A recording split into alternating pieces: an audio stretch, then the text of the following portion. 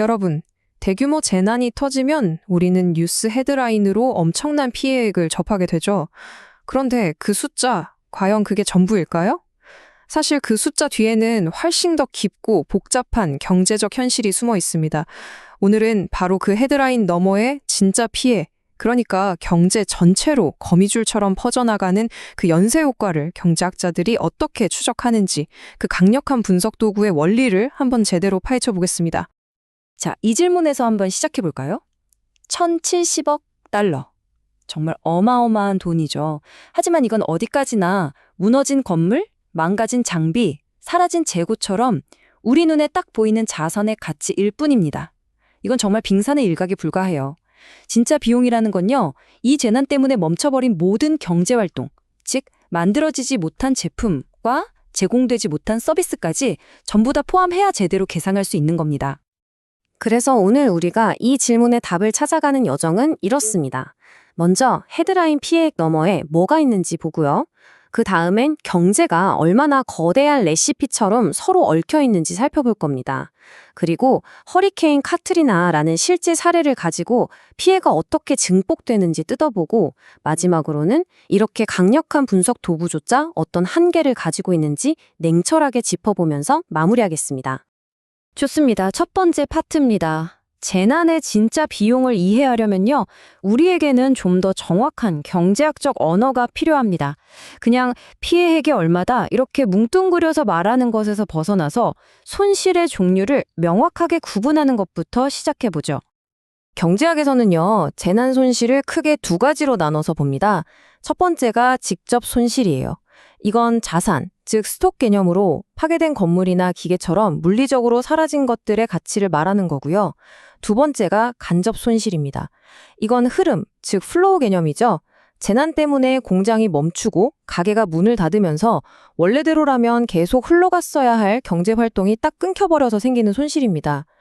예를 들어 공장이 무너졌다면 그 건물 자체의 가치뿐만 아니라 그 공장이 다시 지어질 때까지 제품을 생산하지 못해서 발생하는 손실까지 다 계산해야 한다는 거죠. 바로 이 간접 손실이 우리가 놓치기 쉬운 숨겨진 비용의 핵심입니다. 자, 그러면 이런 보이지 않는 간접 손실, 그러니까 산업들 사이에 물고 물리는 이 연쇄 효과를 경제학자들은 대체 어떻게 측정할까요? 바로 여기서 투입 산출 모형이라는 아주 강력한 도구가 등장합니다. 이건 마치 경제 전체를 위한 거대한 레시피북 같은 거예요. 예를 들어 자동차 한 대를 만들려면 철강 산업에서 얼마, 고무 산업에서 얼마, 전자부품 산업에서 얼마, 이렇게 각각의 재료를 얼마나 가져와야 하는지 그 모든 상호 의존 관계를 한눈에 보여주는 거죠. 이 투입 산출 모형에는 크게 두 가지 관점이 있습니다. 왼쪽을 한번 보세요. 레온티에프 모형인데요. 이건 수요에서부터 출발하는 거예요.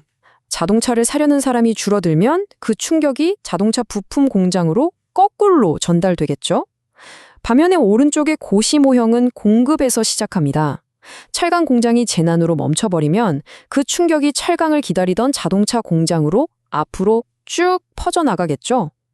재난이라는 건 보통 공급망에 직접적인 타격을 주니까 이 두 가지 방향을 모두 이해하는 게 핵심이라고 할 수 있습니다. 자, 이제 이론은 익힘하고 실제 사례를 통해서 이 모형이 얼마나 강력한지 한번 직접 보시죠. 2005년에 미국을 강타했던 허리케인 카트리나 사례인데요. 이 분석에는 기존 모형을 한 단계 더 발전시킨 적응형 지역 투입 산출, 줄여서 ARI5 모형이라는 게 사용됐습니다. 근데 왜 그냥 일반 모형이 아니라 더 발전된 모형이 필요했을까요? 이 인용문이 그 답을 아주 잘 설명해 줍니다. 실제 재난 상황에서 경제는요, 그냥 가만히 충격만 받고 있지 않거든요. 원래 거래하던 공급처가 마비되면 다른 공급처를 막 찾아 나서고 물건을 구하기 힘들어지면 소비를 미루는 식으로 끊임없이 적응을 합니다. 근데 기존의 표준 모형은 이런 경제의 유연성을 전혀 반영하지 못하는 한계가 있었던 거죠. ARIO 모형은 바로 이 점을 보완하기 위해 개발된 겁니다. 그래서 이 AIO 모형이 뭐가 그렇게 대단하냐? 세 가지 결정적인 혁신이 있었습니다. 첫째, 생산 능력의 한계를 인정했어요. 현실의 공장은 무한정 물건을 찍어내는 곳이 아니잖아요.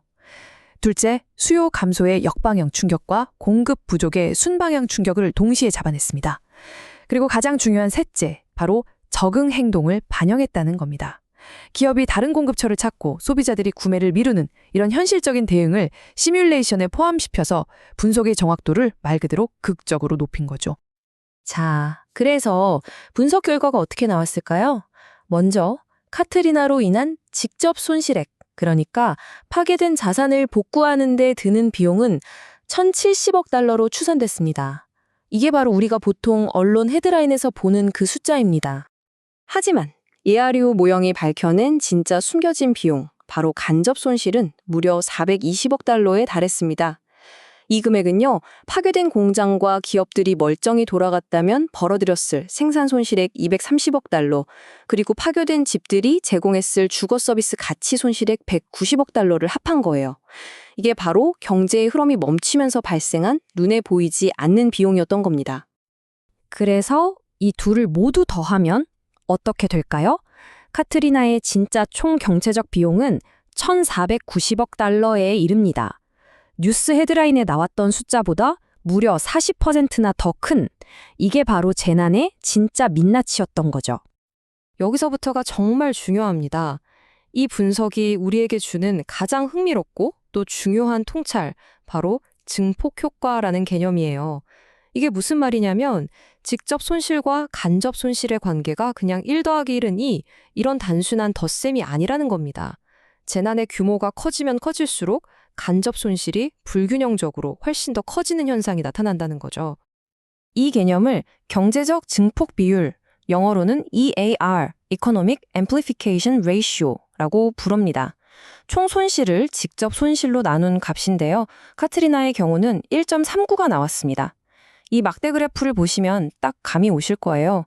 이게 무슨 뜻이냐면 1달러의 물리적 피해가 발생할 때마다 그 연쇄 효과 때문에 39센트의 경제적 손실이 추가로 더 발생했다는 의미입니다. 그런데 정말 소름 돋는 발견은 지금부터입니다. 아리오 모형으로 시뮬레이션을 돌려보니까 재난의 규모가 커지면 이 증폭 효과가 말 그대로 폭발했습니다. 만약 직접 손실이 2천억 달러에 달하는 초대형 재난이 닥치면 총 손실은 직접 손실의 2배가 될 수도 있다는 결과가 나온 겁니다. 와, 이건 정말 우리가 재난 위험을 바라보는 관점 자체를 완전히 뒤바꿔야 한다는 걸 의미합니다. 하지만 ARIO처럼 이렇게 정교한 모형이라도 세상 모든 것을 다 담아낼 수는 없습니다. 이제 이 모형의 한계를 짚어보면서 비판적인 시각을 갖추는 것도 아주 중요합니다. 특히 이 분야를 깊이 공부하시는 분들이라면 이런 한계를 명확히 인지하는 게 필수적인 과정이겠죠. 아무리 정교한 ARIO 모형이라도 현실의 모든 변수를 다 담아낼 수는 없어요.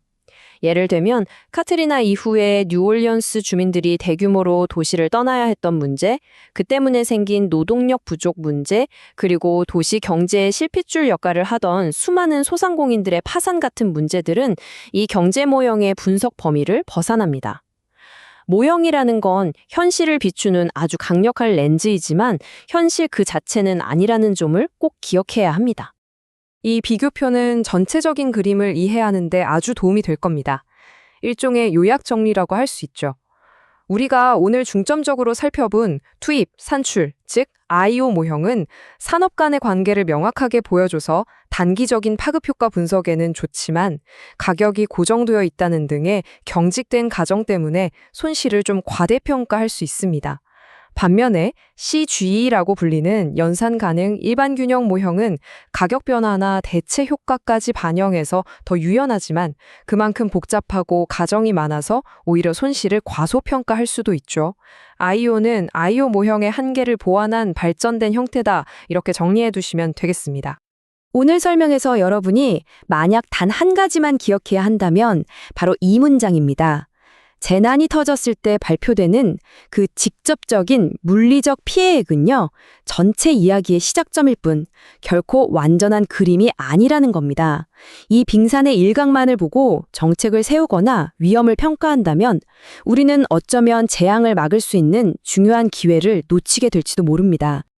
마지막으로 이 질문을 여러분께 던지면서 오늘 이야기를 마무리할까 합니다. 기후변화 때문에 앞으로 우리는 더 크고 더 빈번한 재난에 직면하게 될 거라고 하잖아요. 과연 우리의 경제 분석 도구들은 이러한 새로운 위협의 진짜 비용을 제대로 예측하고 우리가 더 현명하게 대비할 수 있도록 충분히 빠르게 발전할 수 있을까요?